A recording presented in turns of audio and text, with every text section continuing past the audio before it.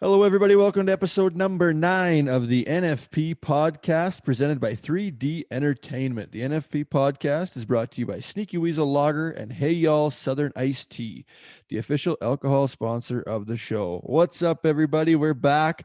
It's been a week, lots of topics, a lot on the go. Start by introducing my co-host today, Mr. Jason Davidson. Jason, how is it? Not bad there, Tanner Byrne. How you doing, man? I'm good, man. Trying to stay warm. Same as you. Isn't We that the truth? Whew. hit a cold It is streak. brisk.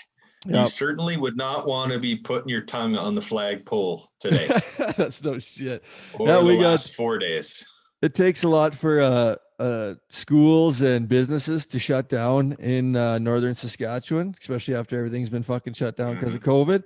And it's minus 46 or something here with the wind chill. So everything is shut down. Everybody's in their houses, listening to the houses crack and bang and settle with Yeah, the isn't that crazy the weather. truth? Yeah. Yeah. So yeah. Son, what was that? And I'm just, not much. Just Mother Nature letting us know that we are her bitch. Yeah, that's no shit. But yeah, so we finished up last weekend. The PBR was in Arcadia, Florida. A lot of news, a lot of drama there. Well, speaking of warming up, your Twitter was hot, hot, hot. What was going on there? Oh man, well you know how it is. I'm a bull rider, right? Originally, now I'm fighting bulls, and I couldn't keep up with what was happening this weekend. So I was trying to just be a representation maybe for the fans or for other people that were trying to figure out what was going on, because I knew if I didn't understand what was going on, nobody else was going to probably understand what was going on. Well, I'm not gonna lie. I've got a couple lines on the red phone here that I can usually reach out on, and there was a lot of real uncertainty with what was going on. Yeah. But anyway, I think it's all sorted out now. I see we're going back to some of the same rules as and points and whatnot from last season. So I think it should work in the riders' benefit. Like you said on one of the previous pods, this sport is the only one that punishes you for being good. Yeah, exactly. Yeah. So for those that don't really know what was going on, the riders and the high ups of PBR obviously were in disagreement about the way that the point system was working, and it's all kept very under wraps, and everybody's really scared to talk about. But I mean, fuck, that's big news. Any other sport, you'd have reporters and everybody, and Well, there'd be a lockout. There'd be a yeah. lockout Well, if yeah, we're yeah, talking about hockey, right? yeah, So, when we have concerns with our players, we don't go to the league. We go yeah, to the NHL Players Association. yeah, yeah. I have a handful of people in that office in Toronto that, depending on what the situation is who you call or text or email, right? So we have that at our disposal. That's just something I don't take it for granted, but comparing the two, yeah, we do take it for granted because we have those resources. And a lot of these guys don't. They have agents, but the agents got no say. No. They don't have any say in what goes on with the day-to-day operations in the PBR office. So yeah, it'll be interesting. I'm glad they figured it out though, and Yeah. a lot of people probably wouldn't even realize that anything went down. So Yeah, exactly. That's kind of from me, the frustration that I had wasn't necessarily the point system in itself. The frustration I had was for the guys, man. I've been in that locker room. I know how those meetings go between the high ups and the riders. And the one thing that's gone away that needs to come back is what the sport was originally made for. It was made for the bull riders, and you look back on the guys that started it. If they showed up every weekend and they had somebody or a group telling them how to act, what they're supposed to do, and just really just bad babying them, there's no fucking way that they would stand for it. They would do what they did in the first place and start their own association. You know what I mean? So for the guys, I feel for them, and it's good to see that they're standing up for themselves. It's got to get back to those guys, to the riders, to the players. Your most important aspect of the sport, your athletes, need to be taken care of, need to be front and center of decisions and what's happening. Yeah. And there's always times when I've been in those meetings as well, when you'll be trying to get a point across and somebody will fucking put their hand up and say something stupid. And then instantly they just throw every opinion away that the riders have. Right. And it's a long old story. It dates back a long time, but you talk about the Players Association, you talk about the unions, and it's not about these guys making more money. It's not a bunch of spoiled athletes that are wanting more money. We don't make a bunch of money riding bulls. We make good money if you're doing really good at it.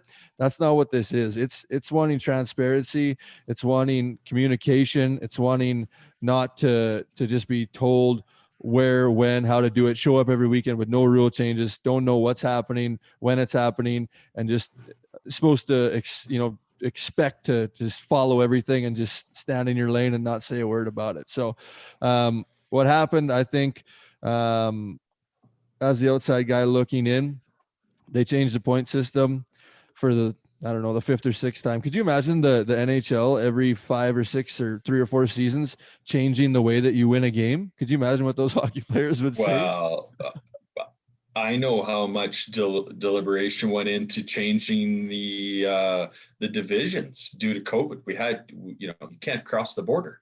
So that wasn't an easy decision, Yeah.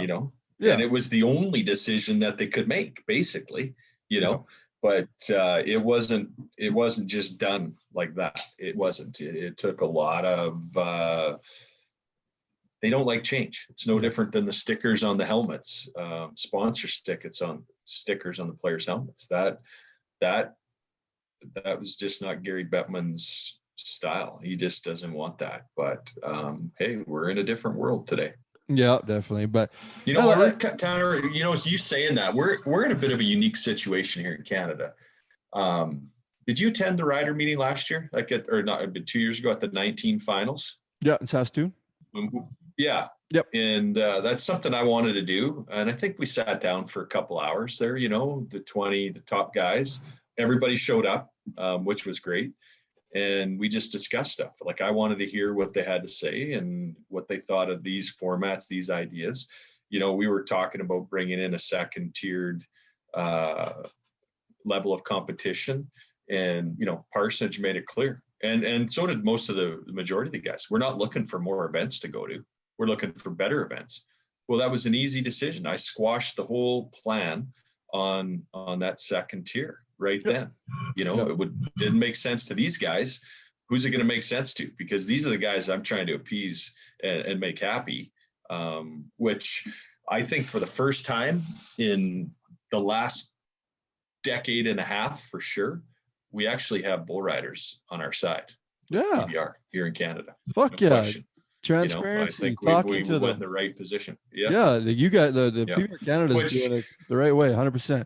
And don't get me wrong on this. I am not shit talking the PBR or anything in such matter. I have the utmost respect. I'm talking as a fan, just from the outside looking in, right? I owe my career, everything to the PBR, and there's no other way and path that I would want to go, and still no path that I'd want to be in. It has to evolve. The sport has to evolve. Things have to get better. They have to get better for the riders. And I understand it's a tough year and it's a crazy time, but when shit builds up, this is what happens. You get pushback from your guys. Well, and we discussed this on the previous pod, and to just think of it as a knee-jerk reaction, I thought, championship round each day as a promoter producer, no brainer. But all you got to do is just take your perspective and that's great. We got to get on another one of the rankest bulls in the world, and that just makes it make sense, right? Yeah. And there's, that's the thing. And there's so many different opinions on it. And as you said, opinions are like assholes. Everybody's got one of them. But just sitting and thinking and watching. God bless her. That was my mom's line. That's a good one. Yeah. I miss her, love her, but that was her line. You know what they say, Jace?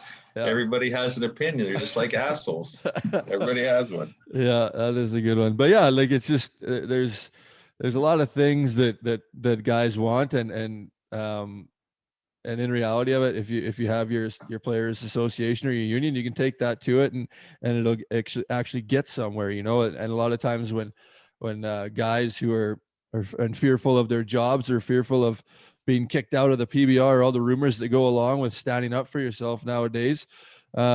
Nobody says anything, or it gets pushed off to the side and it's not talked about anymore. It's really ran under a dictatorship, and it's not there's no communication between the guys and the high ups. And I think that's all they really want. The point system, if they probably would have brought that to them in the first place, it probably would have been fine. They would have been like, yeah, okay, thanks for talking with us, but just shoving it down their throats, you're going to piss guys off, especially egotistical professional athletes, and I think that's right.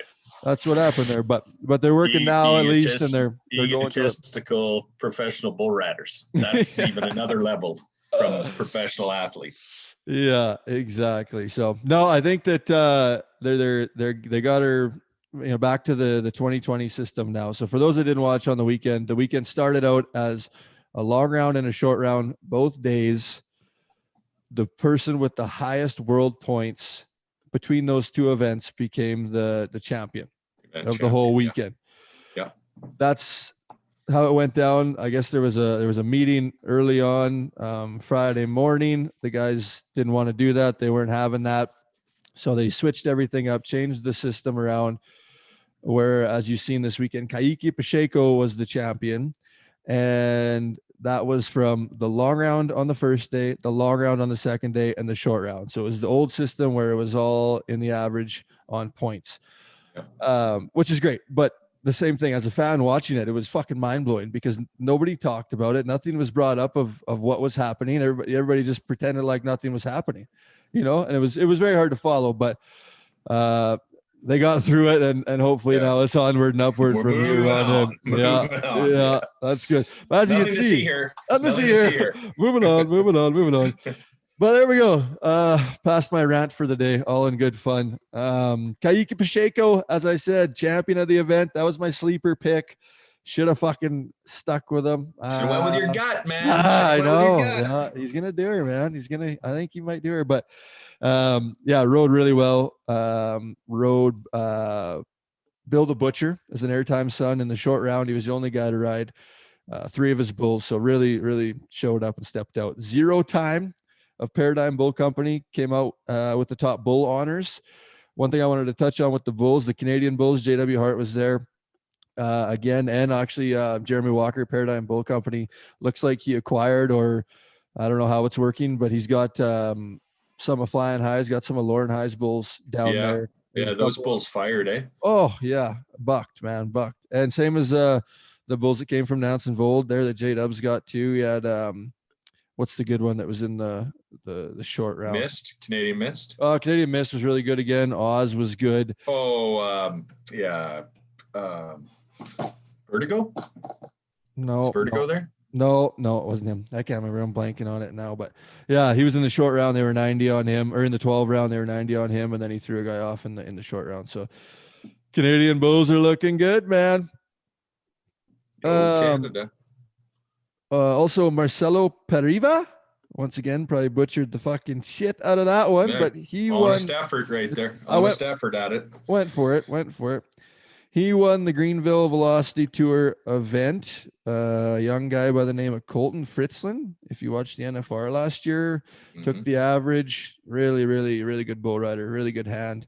This was his first PBR event, and he ended up second at the event. So I think there's nothing but up for him here in the near future. So keep an eye on Colton Fritzlin. He looks really, really hot. And our boy Logan Beaver finishes top 10 again. Yep.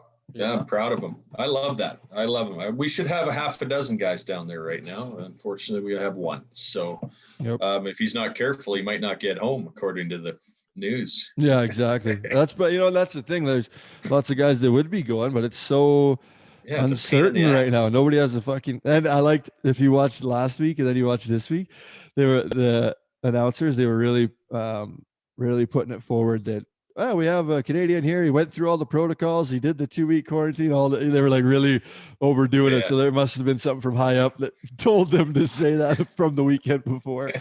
Make sure. Yeah, exactly. So, but yeah, it's good to see him. He's doing good. I don't know. I haven't looked at the schedule ahead of where the velocities are at next, but by the looks of it, Logan's going all in. So that's really good to see. Good for him. Yeah. Also, Better get him. We better get him. You better get him signed up. Get somebody paying his way. Get somebody paying him. Should be. The first Guatemalan ever to ride on a Premier Series event, Rodrigo Melgar. Nice. Again. Good work. I You really like got that. this. Yeah. You been practicing these names? Google Translate.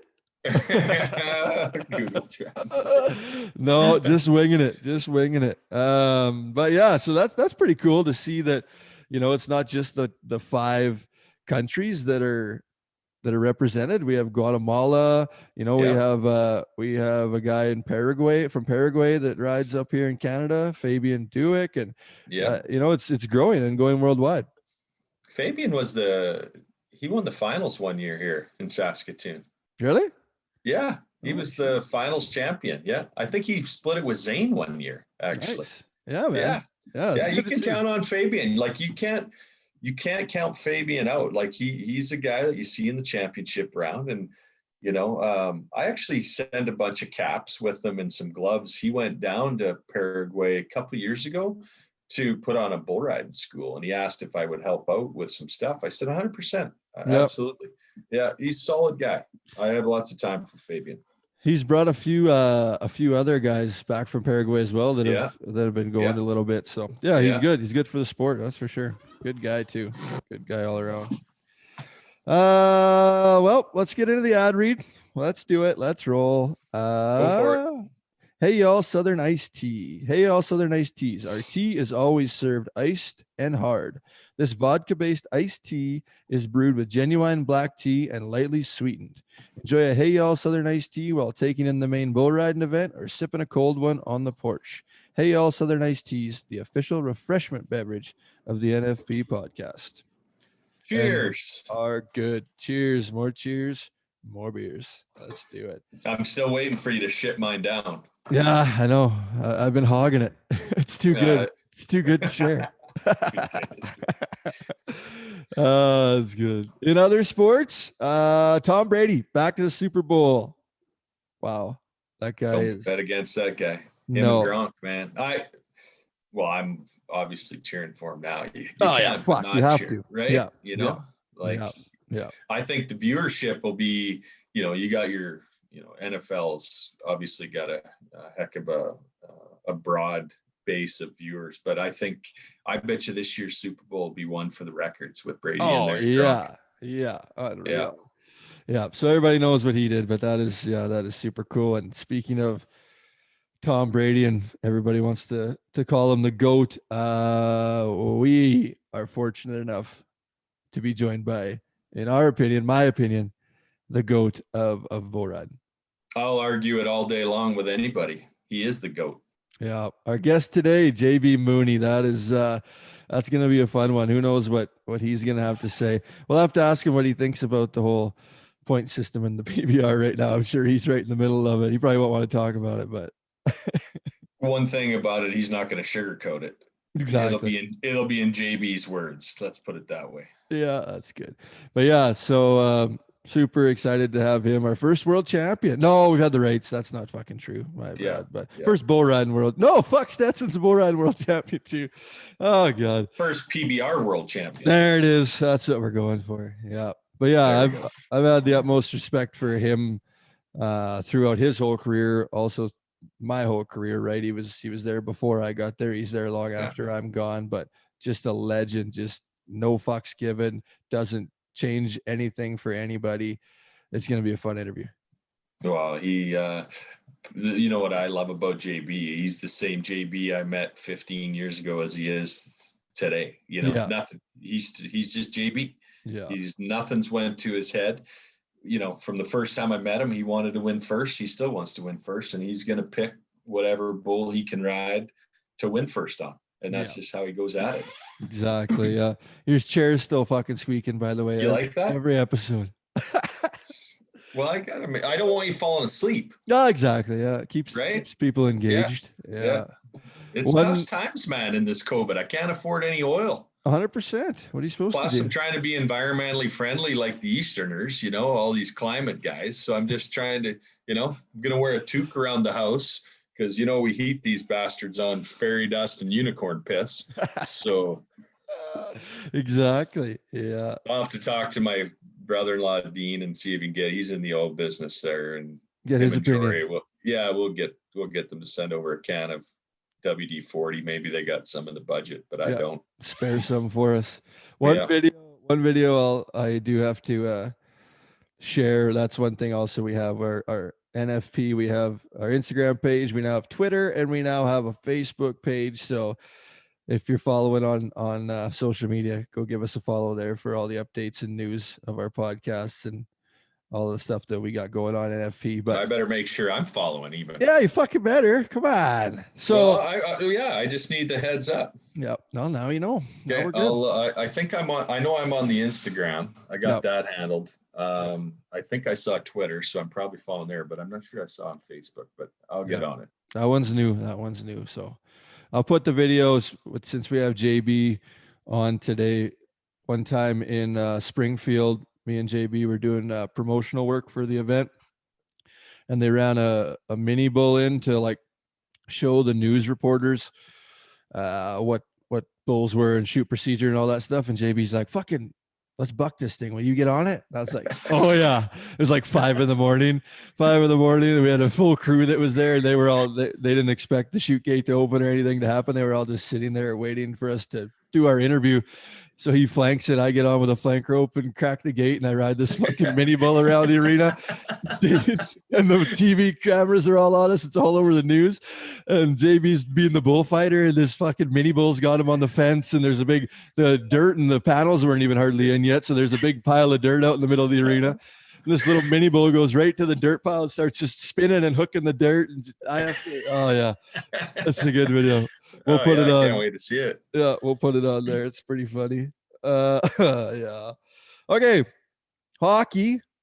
We like to talk about that. How's everything going for your guys? How's the season going? Everybody still healthy, still rolling?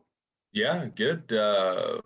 Adam Brooks got into his first game in like 350 days with the Leafs the other night. Got a goal, so that was great. Yes. Good for him. Where's he from? He's from Winnipeg, Manitoba. He was a Regina Pat WHL Player of the Year. Yep. Good story. He was a kid that was very highly touted as a youngster and went early in the WHL draft, and then kind of had a tough go as a 16 and 17-year-old, and was basically ignored by his agent. And he gave me a call in his 18-year-old year, and I started representing him. And things started clicking for him at 18, and then 19 at 20. He led 250 points in 2 seasons and drafted as a 20-year-old to Toronto. So never give up, never give up. So he's done well. Good to see this Canadian division. I am enjoying it. I think we're starting to see those rivalries already. And Montreal, I think I said it. I called it like sitting second right now in the National Hockey League behind Vegas. So have they lost yet? I really think that have they lost? I don't think so. I don't know. No, they're still rolling. Yeah. No, they haven't. They've had 2 ties. Yep. In 6 games. So that 1-2 punch on the back end of net with Price and Allen is going to prove to be a real good move that Bergeron made in the offseason. I really think that. Yeah, that's badass. I seen some of your young guys, Nolan Allen, and I don't know if there was any more of them, but they were named Drew Englot. Yeah, top prospects coming up. Yeah, out of the Western Leagues. So, I talk to those kids once a week. They're just wanting to, have you heard anything? And I'm like, no, I haven't heard anything either, guys, but they're trying. So we'll see what happens here. Yep, that's good. What about Bear? They got him rolling still? Has he been sat, or is he still playing? No, he's playing. He's where he's supposed to be, on the blue line. Yeah.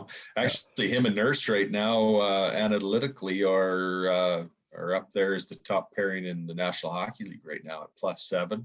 Oh, badass. Plus minus. So, I don't think we'll see that happen again. Knock on wood here, but they're matched up. I think they're in Winnipeg tonight. We're Tuesday today, right? Yeah, this is Tuesday. Yep. Tuesday. The 20 what? 26th? 26th. Yeah, Wow. this will come out the 28th. This will be out Thursday the 28th. And this is our 9th. Is this our 9th podcast, you said? Yeah, bro. Rolling. 9. Yeah. Ooh. Yeah. Wow. Been getting good. People have been enjoying it. It's good to hear the feedback and everybody reaching out. So yeah, it's good. Yeah, likes it.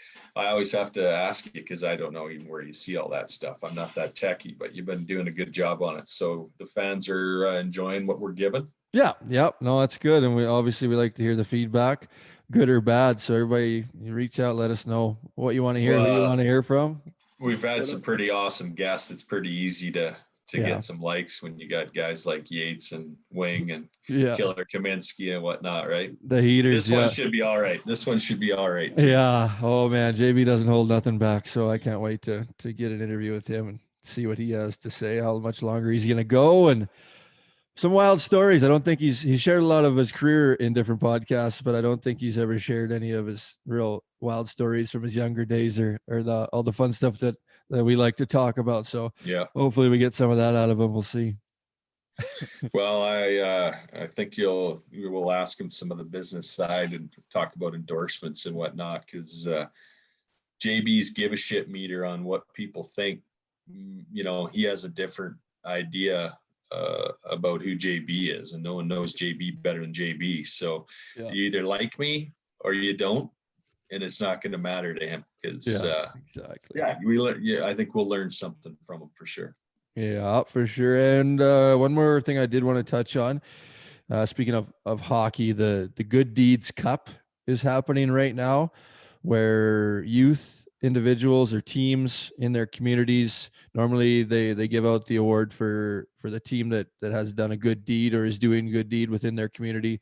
This year with COVID, it's a little bit different as you can't get out and about or do what you want to do. So this year, the Good Deeds Cup, presented by Chevrolet, is being ran through social media and through Twitter, and the teams have to submit a video of what they plan to do as a good deed once we're allowed to get back into society and be normal again. So the Merit Centennials, the under 13 crew, if you go on their Twitter, you'll see they've put up their video. Their submission is in now, and it's all on brain awareness, concussion awareness, mental health, and support of the Ty Posibon Foundation. So it's a really cool video. It's really amazing to see the community of Merritt in a whole, how much they respected Ty and still respect Ty, and it really shows the person that he was when that community shows there's the appreciation that they have for him.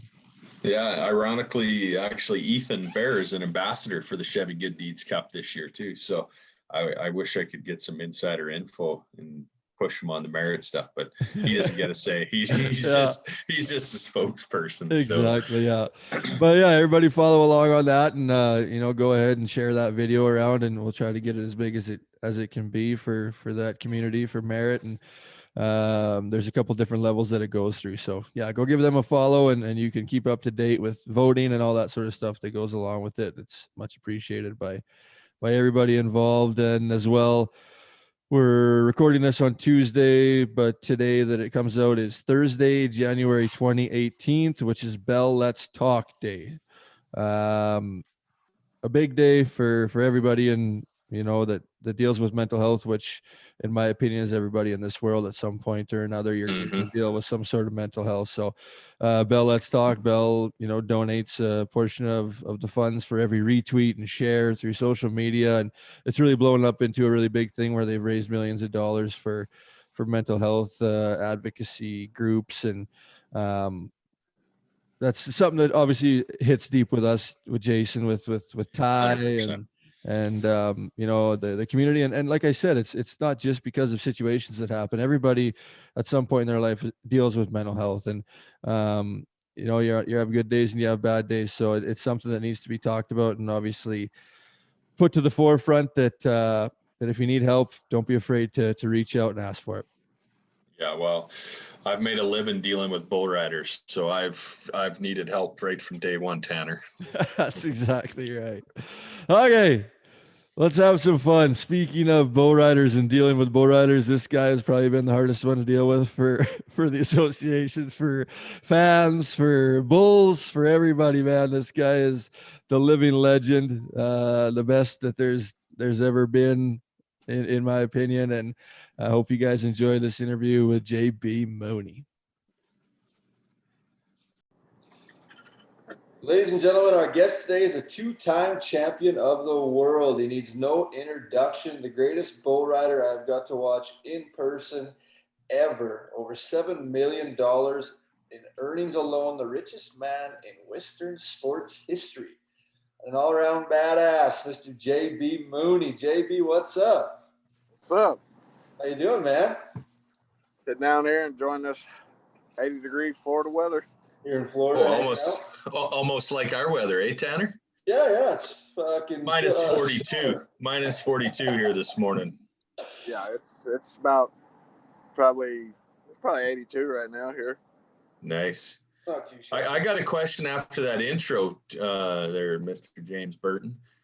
7.3 million. Is there 7.3 million in your checking account right now?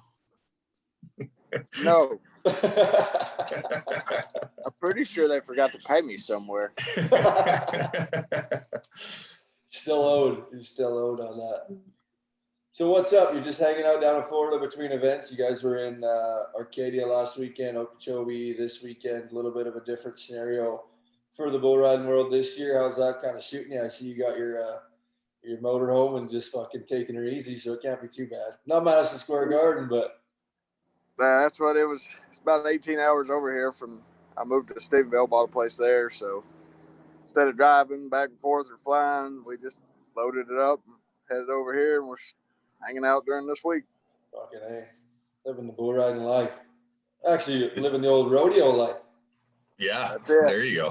Back to Like it. you said, no Madison Square Gardens and no hotel rooms. It's RVing and miles. That's it. Back to the road warrior. Back to the roots. Well, let's get right into it. I want to, off the hop, obviously, we want to talk about, your career and all that stuff. And let's get right to it about kind of the beginning of it. So you're from North Carolina, born and raised originally. Obviously, you moved out to Texas. But as a kid from North Carolina, how did you get into riding bulls? Obviously, an all-around hand, rodeo, and did all the events. When did bull riding come about, and was that something that your parents instilled in you, or second generation, or how'd your career get going? Well, my dad, of course, you know my dad. And Yes, sir. he's not a small feller. So, he's still More the bulldogging type. Yeah. That's what he bulldogged. No shit. Yeah. Yeah, he bulldogged, and just the kind of amateur rodeos around North Carolina, South Carolina on the East Coast over there. And I think I was 3 when they started letting me. I was riding sheep and kept moving up. When I got into high school, I rode bareback horses. Tried to steer wrestle a little bit. I'm not quite built for that. And I think it was 16 or 17.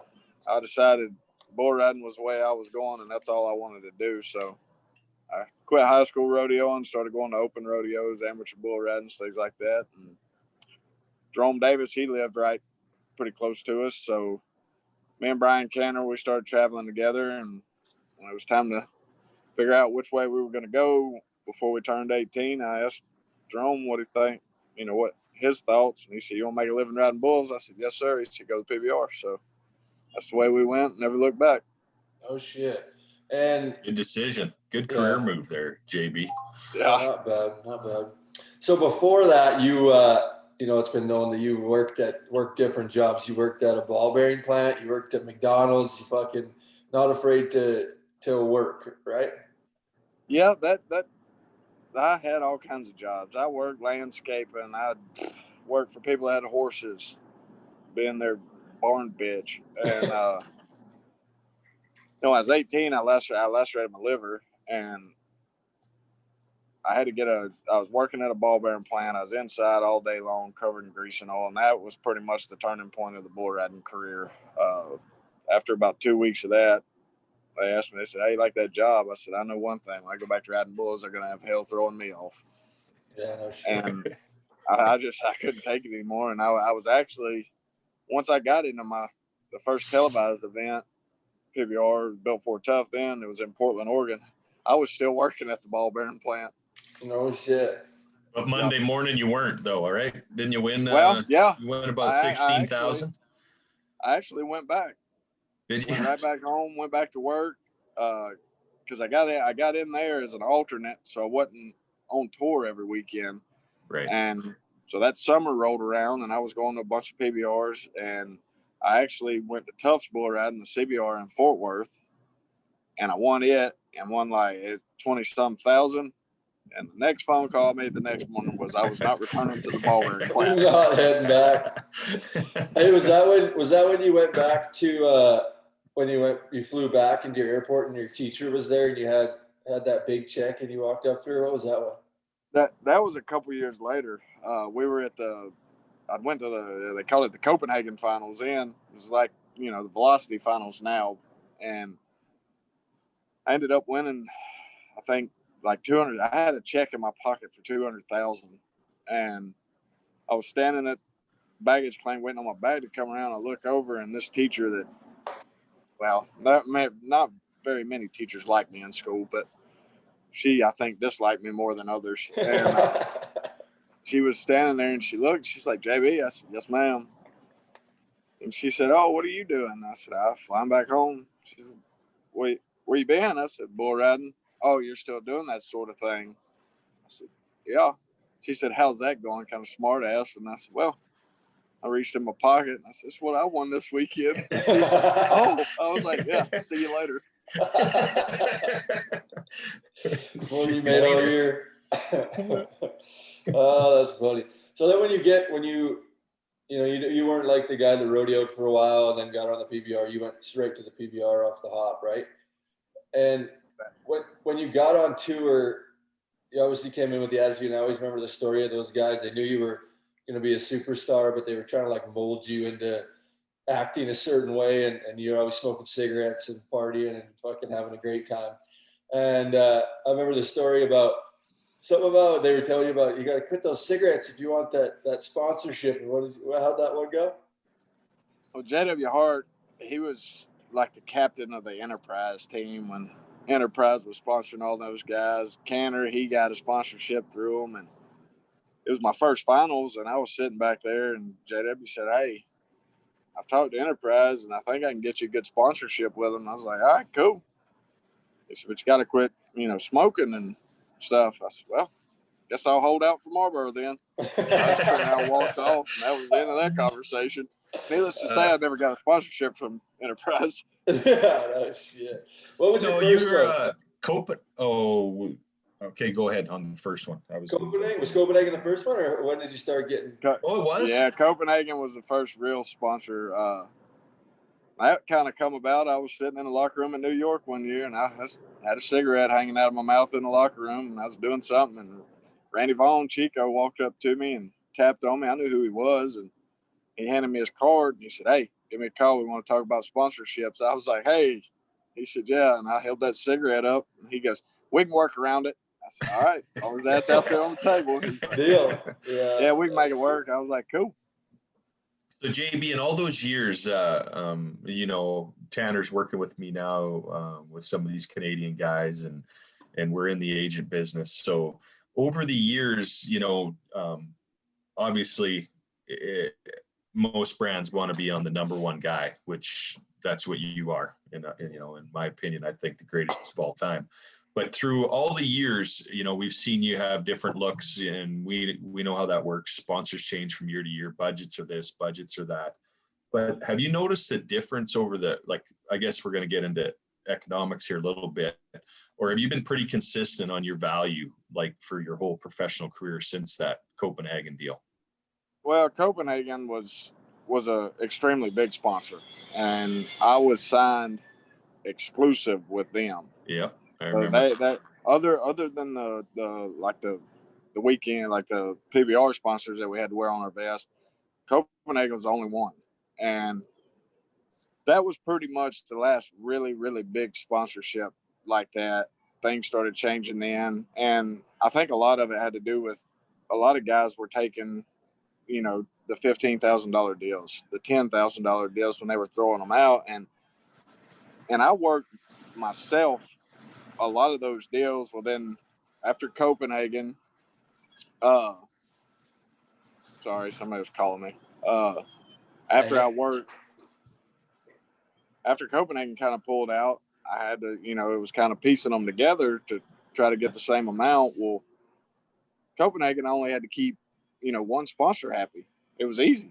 You know, I didn't have 3 or 4 or 5 different sponsors to keep happy. So once that started going on, I signed with, you know, XD Sports and Sean Weesey and Brad Benzinger. And, you know, they would call me, and I half the time they don't even call me with the little deals, because I was real big. Like I told them, I said, look, I know sponsorship's not quite like it used to be, but if they can't pay me for more than what I win one weekend, I don't want them.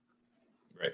And that's how, I mean, regular season event, you're going to win right at 40,000, 35, 40,000. Them guys want to hit you up and give you something to wear for 15,000 all year. I'm like, look, man, I can make 35,000 in one weekend. If you can't at least pay me that, take it somewhere else.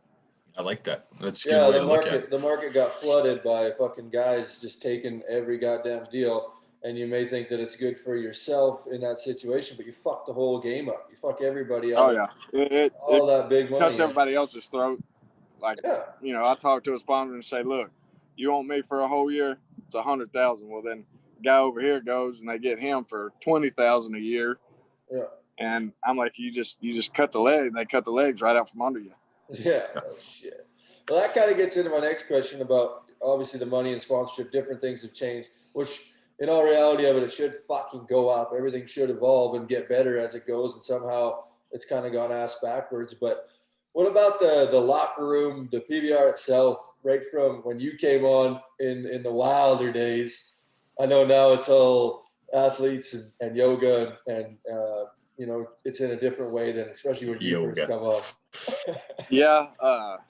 When I showed up, it was a lot more of the cowboy mentality. One thing they did have that I really missed was back then they had free Bud Light in the locker room. Sponsor plug. We're Sneaky Weasel podcast. We got Sneaky Weasels.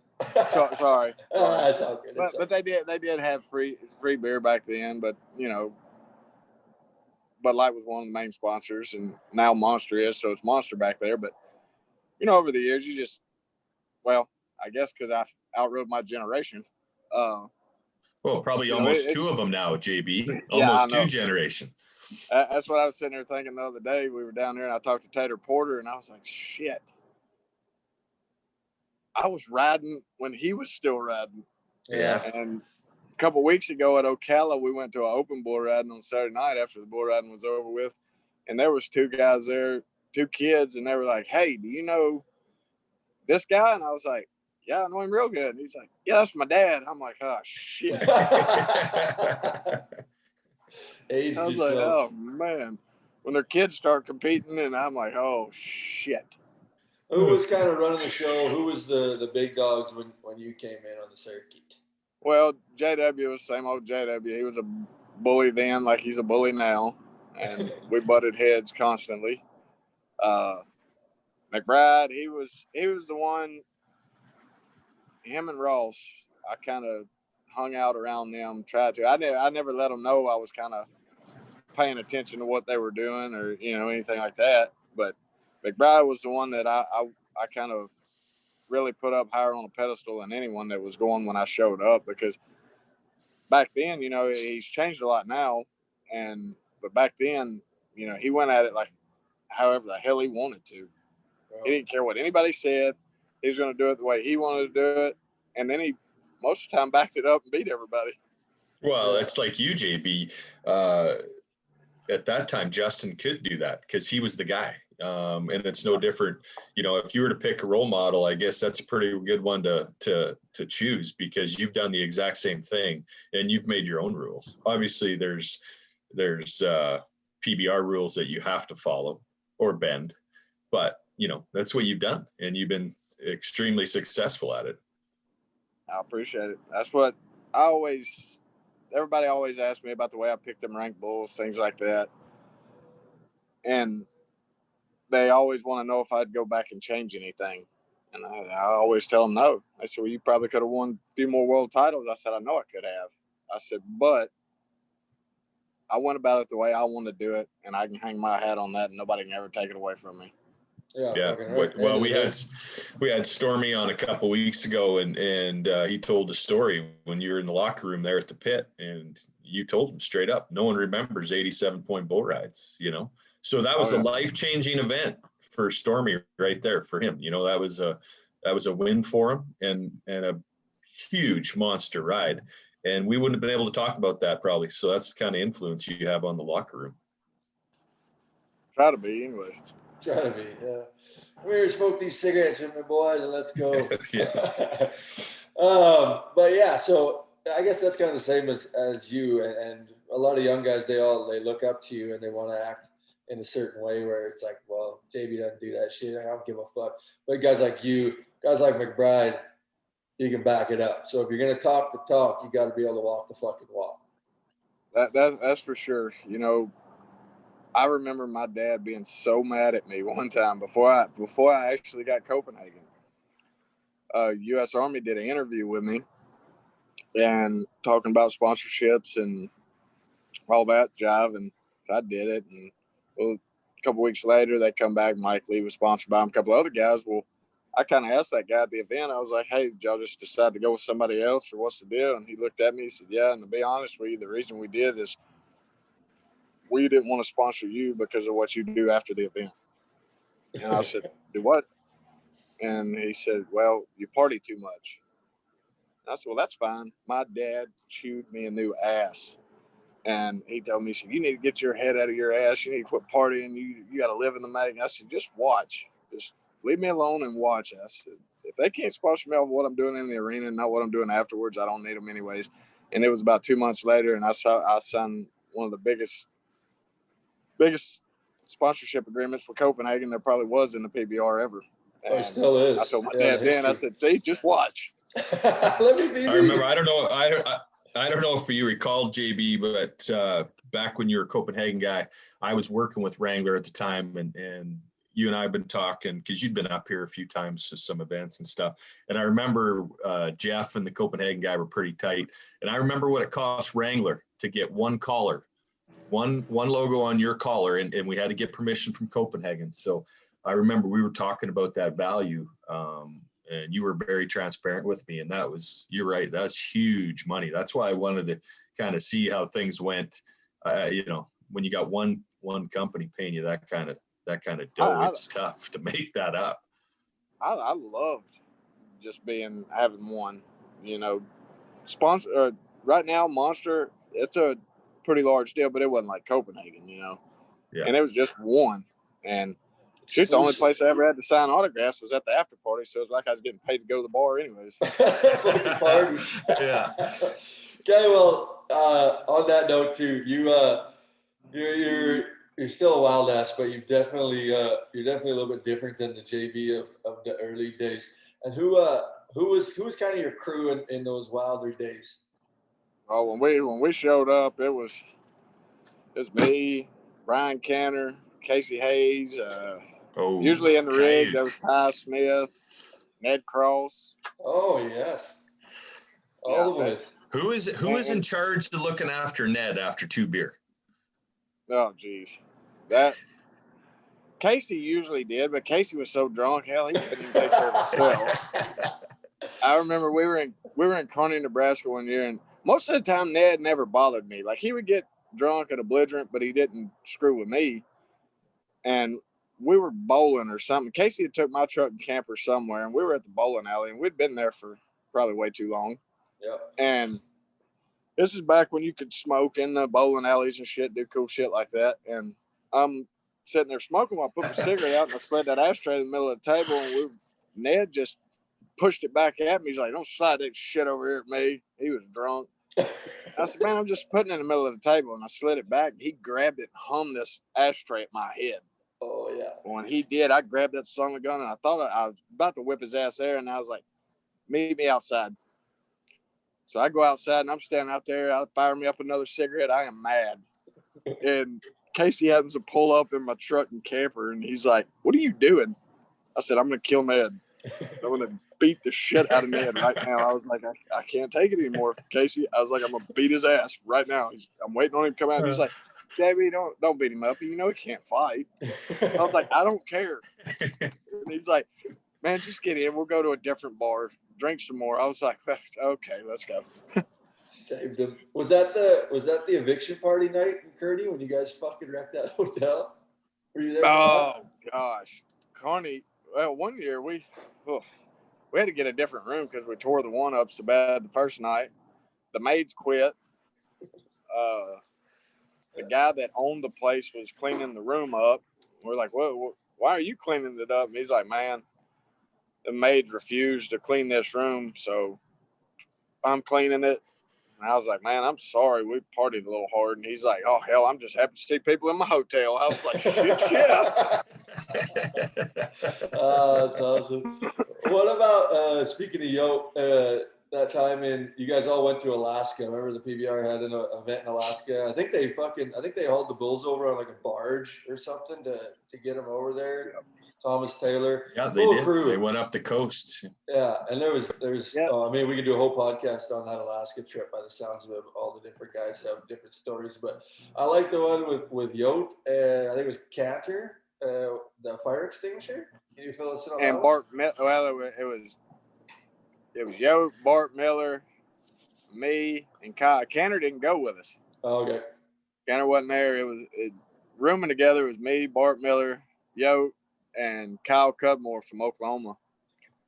And I'll tell you, after them 2 weeks in Alaska never wanted to ever have a bull ride ever again.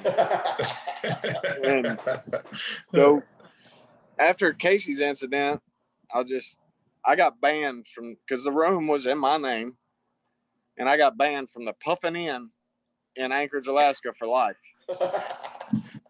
The Puffin Inn. Casey get drunk, and Casey pissed the bed, and so I think he hadn't pissed the bed yet, but Cudmore had pissed the bed. So like me and Bart were in one bed, Cudmore's in the other. We already had to flip the mattress over because he had pissed it already, and Casey went and got drunk by himself or something or somebody, and he comes back. Well, he didn't have a room key. Well, hell, we're all in there passed out, so he just kicks the damn door in, and there was a fire extinguisher right beside our room. Well, I guess he thought it was a good idea. He got it out, walks in there, and he held it about 6 inches away from Bart's face, and I mean, sprayed the shit out of him. Oh, I wake what up. A way to wake up. I wake up to Bart puking, Casey laughing, and there's that much of that damn gray dust shit all over everything in that room. All over me, my hat, I mean, everything. And I was like, son of a bitch. And it wasn't long. Here come the manager, and JB got banned from the Puffin Inn for life. For life. Hey, didn't you guys have I can't even find, I tried to find it when we were going to do this interview, but there was like a camera crew or like a documentary that followed you guys around. You remember that? Yeah, it was called The Ride. It's on YouTube. That's a good one. They couldn't put a lot of shit on there. I bet.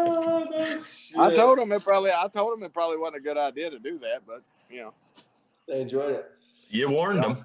Yo had a broke neck then, and so he had a neck brace on. He was driving us, and that camera guy, he's up the passenger seat of that RV, and he's videoing back at us, and all you hear in the background, driver needs another beer, and you see a beer go in front of the camera with a straw in it.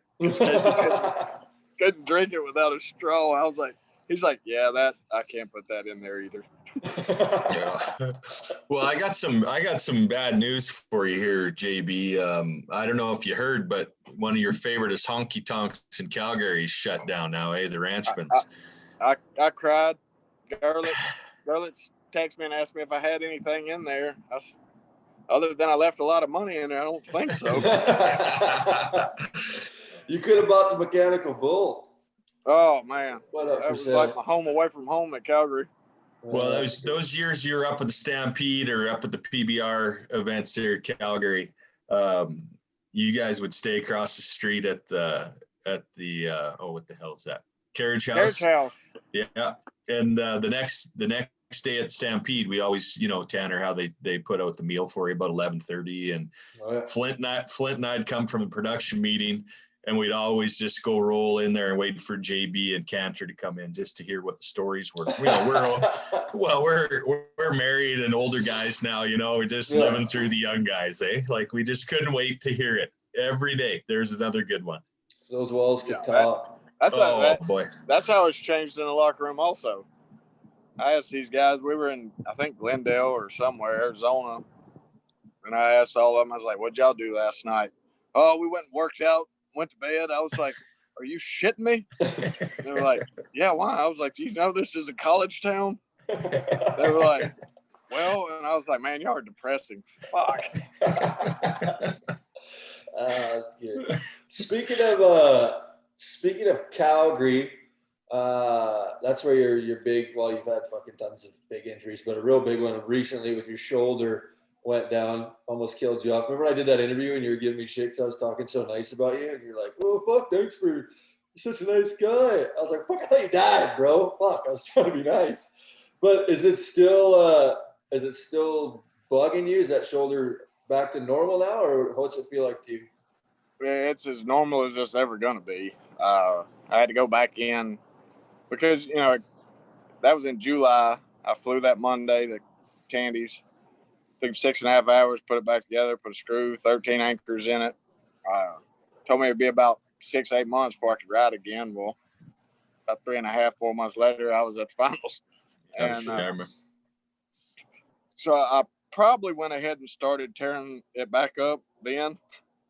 And 2019, about the summer, I told him, I said, don't really hurt, but it don't feel right. So he messed with it, and he said, I think you tore your rotator cuff again. I was like, you got to be shitting me. He said, no. And I kind of told him, I was like, well, I thought you put enough anchors in that son of a bitch to hold. And he said, you make it through the finals. I said, all right. So get to the finals. I end up getting wadded up on my damn shoulder at the Velocity Finals. Well, then the first round at Vegas, and the buck and shoot, my shoulder come out. And I was going to try to ride the next day, and they had worked on it that morning. I leaned over to pick up a pair of socks in my hotel room. My shoulder fell out when I just leaned over. So we were supposed to do the surgery right after Vegas. He wanted to send me for another MRI when I got home. He called me after that. He said, it's going to be after Christmas for the first of the year before I can do that surgery. I said, why so long? Hell, I broke my shoulder blade. Oh, shit. So he wanted that healed first before he cut on you? Yeah, he wanted the break to heal before he would do the surgery. So I ended up doing the surgery on January the 8th of last year, the day before my birthday. And since then, it's 100 times better than it was before that last surgery. But it's still, it's 75% motion in it. Like when I raise it up over my head and stuff, and the strength, you can tell when I go to pick something up, it's not as strong as it once was. But it's probably my fault. I'm not real big on the rehabbing part. No way. Yeah. But it obviously feels different riding. No, not really. I can get it up over my head where I used to. Before that second surgery, I couldn't. Yeah. And that messed with me a lot, really bad, because I was always one that I used my free arm to pretty much do everything. And taking it away, I had to completely change my riding style, and it was hell. And once I got it, after that second surgery he did, I can raise it up over my head. I can make that move over my head, and it's way better than it was. Yeah. Obviously rode last year, or was it this year? One of your bigger rides was when you rode riding solo, Gordon McCoy's. Obviously, arm looks great there. What do you think? I think that bull's going to be in the running. That's my pick. That's why I'm bringing it up. We have a little bet going on here. I think that's my pick for the bull of the year this year. Yeah, no, that's what I told him the other day when they marked him 46 and 47. I said, hell, I rode him in Guthrie, and they damn marked me like 86. That's good. Okay, what about your bullfighting gig now? If you follow your social media, that's your kind of your main fucking go-to right now. Is you got a bullfighting game? What's going on there? Yeah, Luke Kaufman, Chad Ellison, two guys I grew up with. Luke and another boy from North Carolina started the UBF Ultimate Bullfights. Oh shit, I don't even know when it was. It was probably when I first got on tour. They were doing them over there in North Carolina because I had some half bloods that I would buck, and I had a couple full bloods that I'd buck. And when they'd want to get a hooking too bad and not bucking, we'd rotate them back and forth, and they'd fight them. And they called me, and they were like, "Hey, we're thinking about starting the UBF back up. You want to partner with us?" I was like, "Absolutely, let's do it." Yeah. And Samantha, my wife, her uncle Quattro, he lights out fighting bulls. He's got more fighting bulls than any one human being should own in one place. So it worked out both ways. I had shoulder surgery, couldn't go ride, so I was hauling fighting bulls. Looking And for something to do. yeah, and that's what, if you're ever wanting to feel that adrenaline rush from riding bulls, just haul fighting bulls for a while. Back fence. Yeah, because it damn sure keeps you on your toes. Yeah. Oh shit. Especially with one wing and a sling. Yeah, that's how usually if I'm able to go to the events we put on, that's how it works. Luke, he does the announcing, he's up front, he takes care of all that. Me and Chad were in the back pens loading, sorting, and pinning. So did you guys grow up together? Or how do you guys? Oh yeah. Yeah, like from the early days. I've got a picture that I think Luke might have made it. It was from about 6 years ago. Me and him at a bar standing side by side. He was singing, and he split the screen, and the other picture is us from when we were about 2 years old. No together. shit. Oh, no kidding. Yeah, his dad rode bareback horses. His mom ran barrels at those amateur rodeos my dad went to. So our parents were always friends. So we grew up knowing each other. Forever. Did you guys? We use Luke up here too. He's another. He's got dual citizenship with us, in our opinion. So he's a good guy to have around. He's pretty handy at what he does. Are all the songs true? Yeah, he's real good. Do you guys live through all those songs that he's writing? If nobody's seen them, they're on YouTube. Oh man, there's some that you can't find anywhere that are pretty good too. I imagine. You guys all like hung around that area, right? Bart Miller and Cantor. You guys had like a house or something that you guys all lived in. Yeah, well, Bart and them, they would come live with me. Brian, he lived up towards Jerome, but I mean, we were out there where everybody hung out. Boyce Knox, he hauled bulls for Tom Teague for a long time, and he built a bunkhouse and put a single wide in by his arena. And they had a Thursday night bull riding every Thursday night, and if we were at home, that's where we were at. And you talk about one of the rankest open bull ridings you ever go to on a Thursday night. Yeah, I remember Jordan Hupp came over there and stayed with somebody around drones for a couple of weeks. He entered that bull riding twice. He had bones one week, and I'm a gangster the next. He goes, no wonder you sons of bitches ride so good. And look, this is what you practice 500 on. 500 at an open deal. Oh, that's funny. Jordan Hupp. Do you talk to him much anymore? There's another good guy we used to see once in a while. Yeah, I hadn't talked to him in a long time. I don't know what he's doing. I stay in touch. I talk to Bart. Cantor, he'll call me every once in a while. He's landscaping. See? He called me a while back wanting to put a ski trip together, like all the old school guys, Willingham, everybody wanted to go skiing. And they were talking about doing it this past weekend. And I told him, I was like, man, I got to go to Arcadia, and it's Jagger's birthday. So I was like, I don't believe I'm going to make that one. Oh, shit. Jagger, how old's Jagger? 1? He turned 2 Saturday. Oh. Did things change when you started having kids? Obviously, you had your little girl earlier on, and now Jagger. In your life in bull riding, did it change your mindset towards things, having kids? it did at first. I put a lot more pressure on myself because it wasn't just me. I was taken care of, whether I bucked off or not. That was always on me. And then, when Bella came around, I started putting a lot more pressure on myself to ride and win and make money. And I was riding like shit. And I finally realized, I was like, look, you can't, you got to have the same mindset. And once you crawl off in that bucket chute, nothing else matters but riding. So as soon as I went back to doing that, the light switch flipped and I was back on. Yeah, and that was probably around that first world title, right? 2013 was your first world championship. What changed, do you think, to fucking just click into place? Because you win the last like fucking 6 events or something? You're unstoppable, went into the finals, rode all your bulls. What changed in that time? Just became something that that run is unheard of and probably will never happen. I won Calgary that year too. Yeah. I hadn't been on anything since the PBR took a break. That was the first time in my career I took the summer off. I broke a bunch of ribs right before the summer, was beat up pretty bad, and all them guys were wanting to go on summer run, and I told them, I said, no, I'm staying around the house. And so I stayed around the house, and I decided I had a bunch of bulls at that time, and I decided my family had a bunch of farmland, and nobody was doing anything with it. Well, I decided I was going to bale all the hay on it by myself.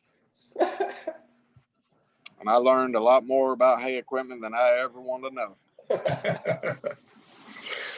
I won Calgary, and when I come back off that break, I went to kicking ass. Somebody said, why are you riding so good? I said, that way I can buy hay, and I don't ever have to bale it ever again. I've told multiple young guys, they're like, well, man, I'm like, go get a job. And they're like, what are you talking about? I'm like, go work your ass off. That'll make you appreciate this riding bulls for a living. Yeah, no you've been well documented on the working thing, and it's not like you lay around the house. Like when you're at home, you're feeding, you're doing whatever, keeping your place up. It's not that. It's about going to work for the man instead of working for yourself. And I don't know how many interviews I've heard you in, and you've always go back to the ball bearing place or what you just told us about baling hay. Like, just makes you try a little harder. Yeah, it makes you appreciate that 8 seconds worth of work that you get paid 30, 40 grand for. Oh, shit. And instead of having to work from daylight till dark and not getting paid shit. Yeah.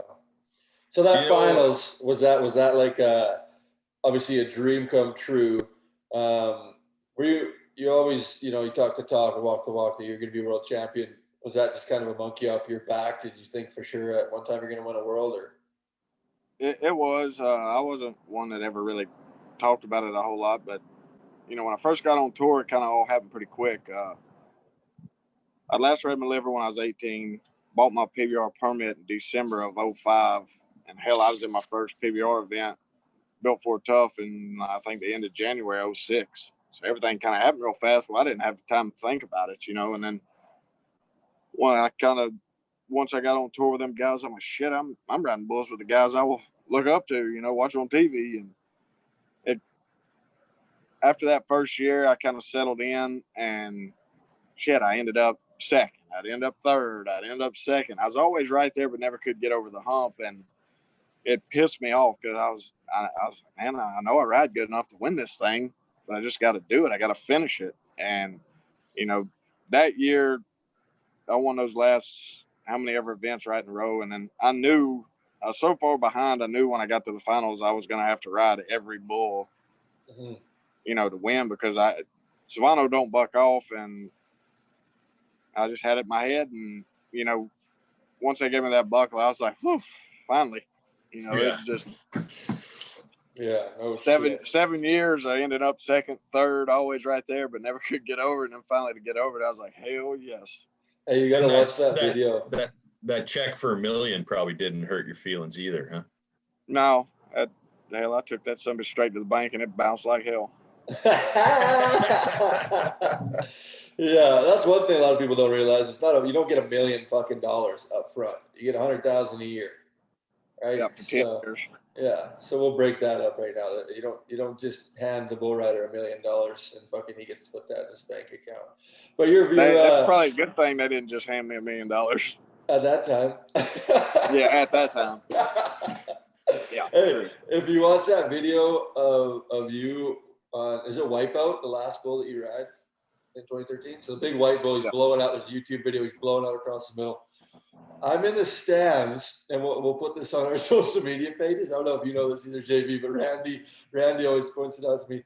I'm in the stands, me and my father-in-law, shit-faced, obviously. I wasn't even riding. I was at the touring, bro. Shit-faced, obviously. Touring, bro, that they had at the South Point, you know, at like 9 in the morning. I just got wiped out over and over by a bunch of classicals and just said, fuck it, we're just going to party in Vegas. But if you watch that video, you can see me in the crowd, like right when that bull goes to whirling, and I'm just hooping and hollering and partying right in the back. We'll have to put that on that. I've never noticed that. Yeah, I know. Lots of people don't know when you look at it. It's like, holy fuck. It's pretty good, honestly. I got a better whooping up story. Mandalay Bay was our host hotel. And we used to get on the bus. This is the kind of guy JB is. Like, you know, everybody thinks JB Mauney, he's not approachable. He's the 2-time champ, you know, setting all these records, rode all these bulls. But you're no different a guy than the first time I met you in Calgary 15 years ago as you are today. But we're waiting for the bus. We're waiting for the bus. Here's that phone again, Tim. Fucking phone every time. Only we're waiting for the bus. We're waiting for the bus underneath at the Mandalay Bay. And it's for TV. I think it was an 11:45 start or 11. And don't quote me, but I think it's the year that Lostro beat you. You ended up second, possibly. Yeah. I'm sure it was, because I know you were contending for a title that morning. So we got Twyla and I and our crew of Canadians that go down every year. We're loading up on the bus, and you guys should have been there by then. You should have been. And I look over, and actually it was somebody with me. He's like, "Is that JB?" He's over having a Michelob and a Marlboro over at the smoking side waiting. And he gets on the bus with us and goes to the Thomas and Mack. And I'm like, that's the guy right there. That's JB Mauney. That's just how he rolls. That's about how I went about my whole career. As long as I don't put a whole lot of thought in it, I usually ride pretty good. So yeah, you don't ever change no matter what. And if I want to sit there and have a beer before I go, that's what I do. Get your minor, get your mixture right. Stormy said well, that too. And we know Michelob Lights, they're light. That's a breakfast beer anyway. Yeah. Like in Canada, we give that to our infants. They drink Michelob Ultras up that's here. What that first year me and Kenner came to the Canadian Finals up there, I was like, man, this is awesome. He's like, what? I was like, we can actually use our IDs to get in the bar. That's good. What about one that always stands out for me? Well, for a few different reasons that we'll get into, but Sioux Falls, the total highest of highs and then the lowest of lows with Pearl Harbor. That day you rode Pearl Harbor, you're 95. I don't know what you were, a whole shit pile of points. One of the best rides there's ever been. And your hand was all numb. Walk us through that one. Oh, I've had a bad elbow for a long time, and I get pretty bad. Like, I hate wearing braces. Like, I can't stand it. And so I get to where I think it feels pretty good, and I'll quit wearing that damn elbow brace. Well, then one will snatch on me pretty damn hard, and my arm locks up, goes numb and shit for, a few days. And so that bull I had, he'd snatched me in a bucket chute pretty hard, and then I had Pearl Harbor, and I just added a lot more rosin on that son of a gun, and it was pretty good because Jeremy Walker, he's a shit talking son of a gun. So anytime I draw one of his, I try a little extra harder, I guess. And, riding him, everybody thought he was going to be like the next bushwhacker, unrideable, things like that. And that was one of the high. That was one of the. I was 10 foot tall and bulletproof after that one, and. A year later, the son of a bitch breaks my back, same place. That's what I was going to say. Fast forward a year later. Yeah. Same place, same bull, same whatever situation, and breaks your back. And I always tell this story because we were obviously having a good time that weekend. And I said it was all fucking fun and games until JB broke his back. Yeah. That's what somebody said. Somebody said, "Did you know your back was broke?" I said, "Yeah, I knew." As soon as I walked out of the arena, Tanny's like, "You all right?" I was like, "No, my fucking back's broke." And he's like, "How you know?" I said, "Because I was laying on the back of my head looking at my own nuts." Yeah. That's supposed to be that way. Hey, what about Sioux Falls? This is another good one. And I was talking to a few different guys trying to figure out some funny stories about you. What about Sioux Falls as well when you bit Proctor on the cheek? Oh God, we're good now. You know, he was married to my half sister, and there's a bunch of family bullshit, and we got into it right outside the host hotels, and I may or may not have been drinking a little bit, and we kind of tied into one another, and I flipped him over, busted his head on the concrete, and when we were down, I may or may not have called him a puss, and he said something back. I can't remember what he said to me, but it pissed me off really bad, and I bit him on the face. It was all fun and games till somebody gets bit. In the face, yeah. I remember Shorty was there, and Shorty was like being the ref, and he had his shoes off for some reason, and all the fucking fans were out there. And oh yeah, the Brazilians called me Pit Bull for a long time after that. Well, and then wasn't there an incident with Frank? Was that later? Well, that was over the ex-wife. Right. See, notice how this is always over women. All these arguments are over girls, huh? Yeah, that one made me a lot more nervous than the first one. Yeah. He cornered me up, and I was like, I'm gonna die. Yeah. Put the real fear into you. What about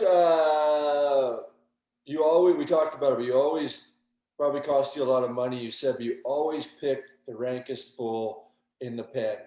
Always, no matter what. I remember at the finals, you rode Bruiser, you won the round, you had first pick. The next day was the hard pen or the rank pen. Anybody else would have walked up and picked something, maybe they could be 85 to 90 on. No, you picked airtime.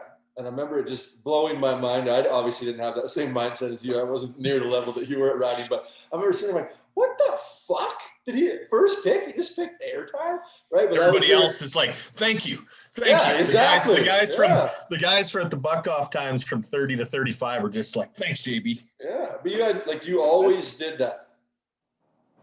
Yeah, it was. I don't know why I had the mindset that anytime I got the chance, when they started that draft, I was like, yeah, I love it. Pick your own poison. I said, that way you can show your stuff. And I remember that night at Vegas, I asked Lambert, I said, what do you think? No, I didn't ask him. He come up to me and he said, hey, I think you ought to pick this one. I said, well, I really don't give a fuck what you think. And I turned around and was like, airtime. And he was just shook his head. He was madder than hell because he was trying to give me his opinion on what I should pick and everything. I was like, I don't give a fuck what you think. Airtime. he just you got any good cleat stories? Stormy had a pretty good one for us there a couple weeks ago. Did you guys about to whoop his ass? Yeah. Did you guys ever get into it, you and Cleat?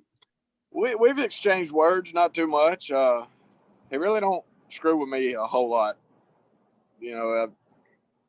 But they from the time I come around, you know, they realized that I wasn't going to take their shit very.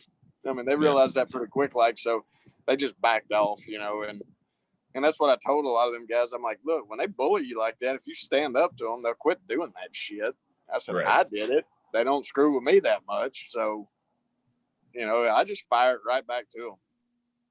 Different generation. Okay, well, speaking about picking bulls, let's get into the bushwhacker. How many times?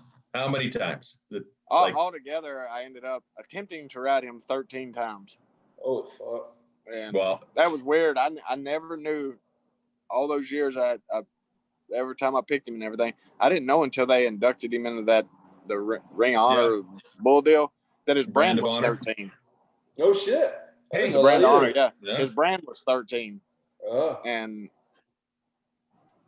a lot of times I picked him in the draft situation, and then a couple times, like in Louisiana, they had a bull riding, whatever they call it now, velocity challenge or whatever it was then. And long round, short round each night, high man got the opportunity to get on bushwhacker for a $5,000 bonus. Well, guess who was the damn high man both nights? Such a great opportunity, right? PBR does that. $5,000. PBR does that every time. You're gonna get the opportunity as the best. You get to fucking get your ass killed off for the fans.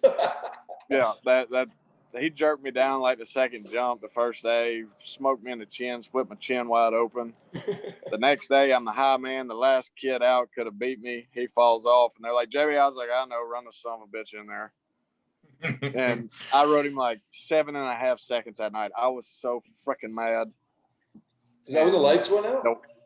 No, that was in Decatur. And that was another deal. Like, Ben had won the long round. I won second. Ben had got hurt, Jones. Yeah.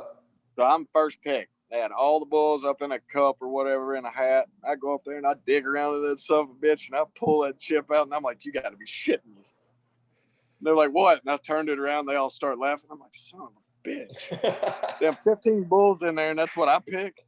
And, yeah. And the lights, did the lights go out? Was that in Decatur? That's what you said. Yeah. Yeah. That's what I was the last guy out. So they're jamming this thing out. And I took my wrap. I usually call for him sitting back there by the flank. And when I took my wrap, I nodded. When I hit my rope, he left out of there in that first jump, breaker flipped, and it was completely dark. And first thought that run through my head was, hell, I can't ride him in a lit up arena. Now I'm tied to some bitch in the dark.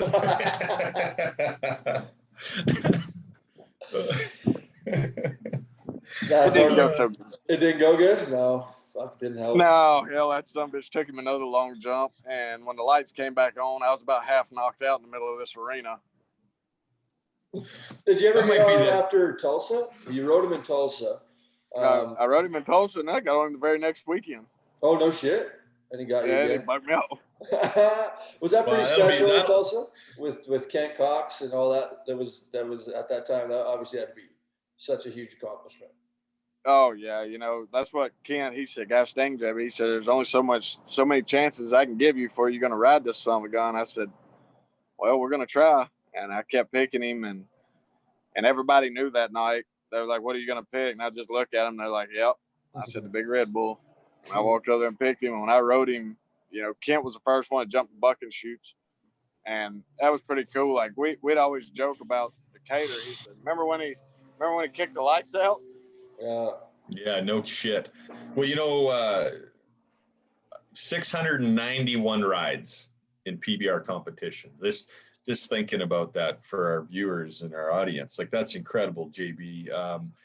Would Bushwhacker be the number one if you had to pick one? I know that might be a tough question, but it is. And the only reason, like, those rides on, Pearl Harbor, Bruiser, they stick out also. But the way I had to do it with Bushwhacker makes it my all-time favorite ride because I wouldn't give up. I kept picking him every time, and I was like, this some bitch is gonna get old and cripple, and I'm gonna ride him, or we're gonna figure this out.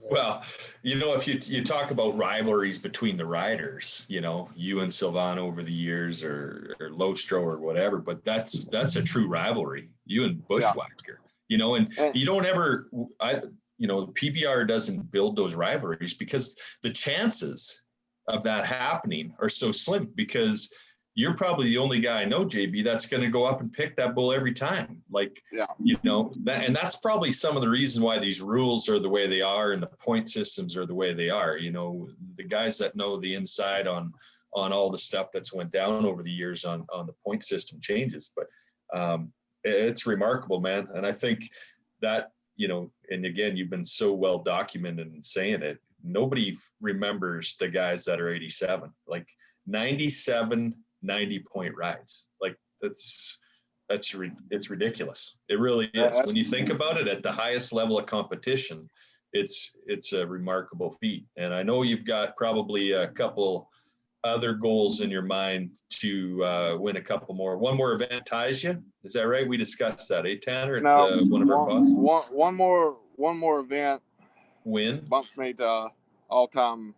Yeah, you're tied right now with McBride, right? Okay. Tied with McBride for the most wins in PBR history. So you got to get that done for all the boys in the locker room right now. Go ahead and win that. Yeah, I got to. Yeah, that's good. So another goal, obviously, that we've been hearing about a little bit in the media and through social media and stuff is that you're going to try to make a run at the NFR. Yeah. Last year, I set out. Well, it was 9 months I had to sit out, because I was after the Vegas. I had to wait till the first of the year in January to have shoulder surgery, and then I was out six more months. So it was almost 9 months that I hadn't been on a bull, and that was the longest in my bull riding career I'd ever not been on a bull. And I come back, the first couple of events, I was riding like shit. And I told Samantha, I said, I think I'm going to buy my PRCA stuff back. It'd been 11 years since I'd had a PRCA card. And she said, why? I said, because I need to get on a lot of bulls, but I'm to the point where I don't need to go get on just a bunch of practice bulls. If I'm going to get on bulls, I need to get paid for it right now. And that's, and then first 2 events, I rode like a fat ass, and Lambert calls me. He had heard I'd bought my PRCA stuff back. And he said, man, I think next year you should just go rodeo. I said, what? He goes, yeah, I think you ought to just stick to it. I said, why? He said, I hate seeing you struggle, JB. Oh, shit. And I said, gosh damn, dude. I said, I've been set out 9 months, the longest in my entire career, and you watch 2 bull ridings. And I was like, all right. I was thinking in my head, I said, watch this, you bastard. And I pretty much made the finals in 7 bull ridings. So I was like, kiss my ass. I am going rodeoing too, though. And, I like rodeoing. I feel like the more I get on, I know I'm getting to the age where now I can't, I'm past my prime, way past my prime.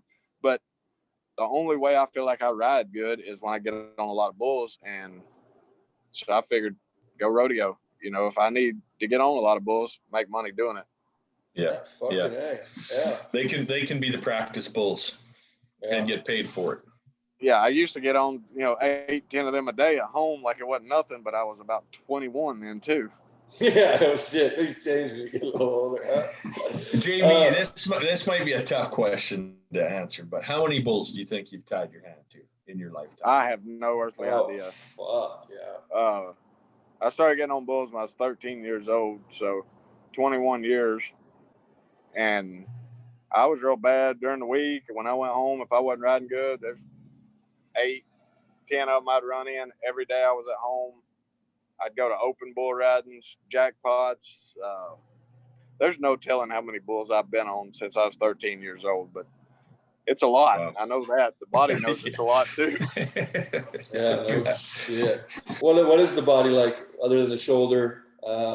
Considering all those bulls that you've been on, the miles and the years, how everybody wants to always talk about your retirement, and that's just because you're in the fucking limelight all the time. So obviously you're going to be the talk of the town. Right? Nobody really cares about anybody that's half-assed when they're going to retire, but you're a step above everybody else and always have been. So then you're going to be the center of attention. Everybody wants to talk about it. You obviously get pissed off at it, and it works for you. Just like when Lambert, you said, phoned you to say, go rodeo. It's probably a ploy to fucking piss you off, knowing that it would make you come back stronger. And that's why you're still kicking ass, proving everybody wrong. But how long do you think you got? No, I don't know. That's what I tell everybody, because like right now, past couple of weeks, I can't keep my hand in my bull rope, and I let them look at my shoulder, my left shoulder, the good one, the better shoulder. Yeah. And Rich, he's like, man, I'm not so sure you didn't break your scapula. I was like, are you shitting me? He's like, he said, I don't know. He said, the only way to tell is to get x-rays. And Tandy told me, he said, there's nothing they can do for it. And so I was like, there's no point in getting x-rays in. If I can't handle it, I'll go the hell home. But I don't know. So, I mean, it takes a little bit longer to bounce back from getting drilled on your head every week than it used to. But for my age and what I've been through, I feel like I'm still holding together pretty good. I remember last weekend they were working on me. Rich was, and Mason Taylor walked in there and he's like, gosh dang, are you still in here? I need to get worked on. I said, how old are you? 21. I said, you shouldn't even be in here. You shut the fuck up. And he goes, have you ever had any hip problems? And Rich just looked at him and was like, man, everything on this guy's fucked up. And we never knew about it for the first 10 years of his career because he would never say anything. I'm going to make a motion I'm going to get Yates to bring it up in the competition department to make a motion that it's renamed once you retire to the JB Mauney Sport Medicine Room. Yeah. That's what I told him. I said, Mason said, when did you start going into sports medicine? I said, when I hit about 30. Yeah, no shit. Oh, that's good. So how about this? You make a deal with us when you do call retirement. We'll break it on here. Give it to us first. All right, that'll work. I'll do it. I know you got lots left in you because you need to win at least. We were talking that if you're going to win one more event in our intros, and I said, yeah, 1 or 7 or fucking now thinking about it. I know the way that you are, probably 10, and you got to break that because you are kind of the last standing guy that really is about the bull riders and standing in the game for the riders.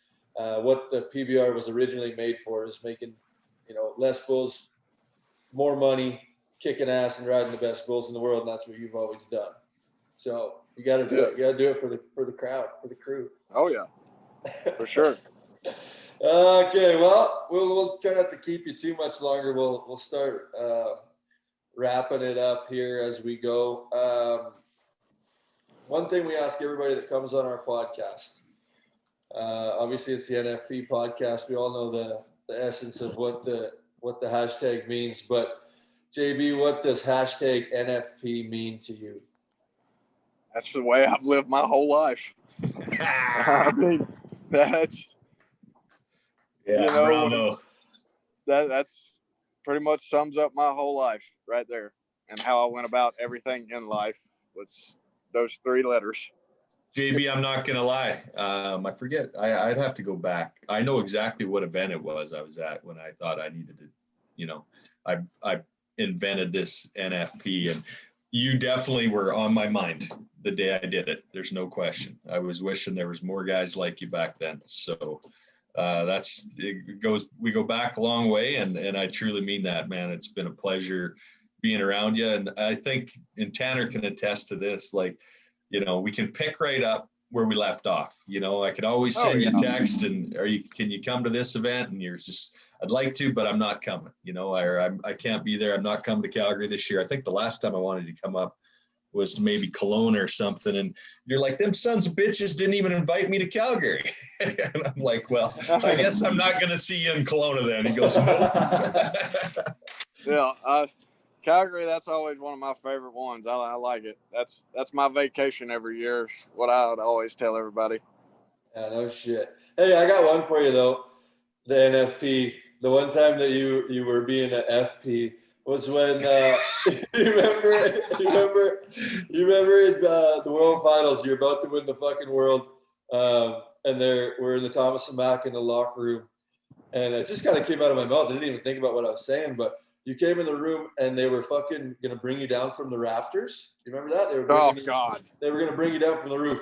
And JB comes in the room and he's like, fuck, he was fucking scared. Like, obviously, like, as I would be too scared of heights, fuck that. And he's just like, this is bullshit. I don't know what the fuck they're thinking. And I was like, whoa, dude, really? Yeah, like, it is fucking scary, man. You don't want to be like fucking Bret the Hitman Hart, You remember that, JB? Yes, I remember that. Here, I'm nervous as a son of a bitch. And because we'd already practiced this that morning. Yeah. And so we're on the top of this thing is shaking like a son of a bitch. It's rattling back and forth. I'm sweating my ass off, and I just pull out a cigarette out of my vest pocket, light that. Somebody said, that guy's like, you can't smoke up here. I said, you're not going down that damn thing either. I said, shut up.